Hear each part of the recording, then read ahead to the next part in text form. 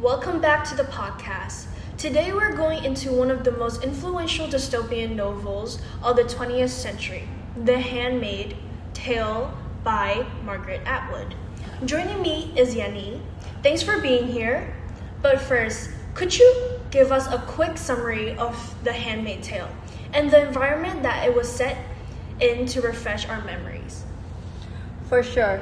The Handmaid's Tale is set in Massachusetts, America, where a totalitarian regime called Gilead, led by commanders, took over the country.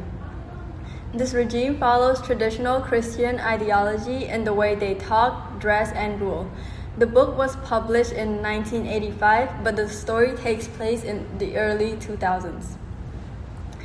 There is an environmental crisis that made 4/5 of women and men infertile. Therefore, a woman that can conceive is a scarce resource.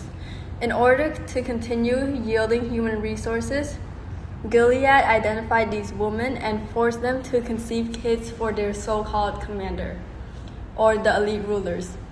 These women are called the handmaids. Although they are rare and biologically more capable than others, they are reduced to just reproductive machines. As the main character, Offred, said herself, she and the thousands of other handmaids are nothing but wombs with legs. The following story follows Offred as she attempts to navigate this repressive society, maintaining her identity and find her lost daughter, and potentially even escape from the regime. There we go. Let's now explore how Atwood uses language itself as a mechanism of power, identity, and resistance. The Handmaid's Tale is fascinating because language isn't just a storytelling device. It's one of the novel's central battleground. In Gilead, words can literally determine your social status, your autonomy, and even your survival. Exactly. The Republic of Gilead doesn't merely control bodies, it controlled discourse. It restructured reality by restructuring language. Let's start with lexical choices. What immediately stands out about Atwood lexis? Atwood's vocabulary is highly controlled and deeply symbolic. Gilead introduces a rigid semantic field centered on religion, purity, and reproduction. Terms like handmaid, Martha, unwoman, salvaging, and participation are not neutral descriptors. They're linguistic tools designed to categorize and control. That is a really classical linguistic determinism, the idea that language shapes thoughts. Precisely. By renaming women according to their reproductive function, Gilead erases individual identity. Take Offred, the main character. For example, morphologically is composed of the preposition off and the possessive name Fred, making Offred. She literally belongs to her commander, Fred. And that loss of personal naming is deeply dehumanizing. Absolutely. Proper nouns usually signify individuality. Removing them reduces people to roles. Offred, Offglen, Offwarren, they become interchangeable linguistic unit in a patriarchal system. What about syntax? Atwood frequently employs fragmented syntax, especially in Offred's narration. Short clauses, sentence fragment, and parataxis reflect psychological instability and suppressed expression. For example, Offred often thinks in disconnected phrases rather than complete polished sentences. This mirrors her fractured identity and the oppressive atmosphere around her. So the syntax itself performed trauma? Exactly. Under totalitarianism, coherent self-expression becomes difficult. Offred's interrupted syntax showcases that struggle. At the same time, Atwood contrasts this with the formulaic, highly structured speech of Gilead. Ritualized phrases like "blessed be the fruit" and "under his eye" rely on fixed syntactic patterns. Almost like a ritual of call and respond. Yeah, and it's deliberate. Repetition normalizes ideology. These formula replace spontaneous communication with institutional speech.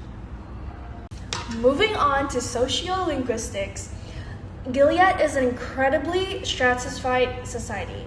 How does language reflect that hierarchy? The language in The Handmaid's Tale function as a social marker. Different groups use distinct registers and titles. Commanders, wives, aunts, Marthas, and handmaids all occupy separate linguistic categories. Title replaces names because social role exceeds personal identity. So language has determined class structure? Absolutely. The commanders employ formal authoritative registers. The aunts use disciplinary language, often mixing with maternal tones, with authoritarian commands.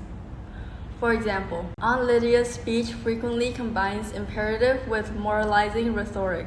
She instructs, judges, and indoctrinates simultaneously. And what about gender? Gilead weaponizes gendered discourse. Women are denied access to literacy, effectively excluding them from institutional power.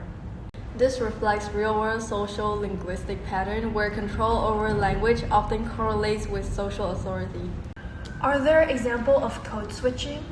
Of course, all throughout the book, Offred shifts between her Gilead public discourse and her private pre-Gilead linguistic lexis. Let's talk pragmatic. In Gilead, people rarely say exactly what they mean.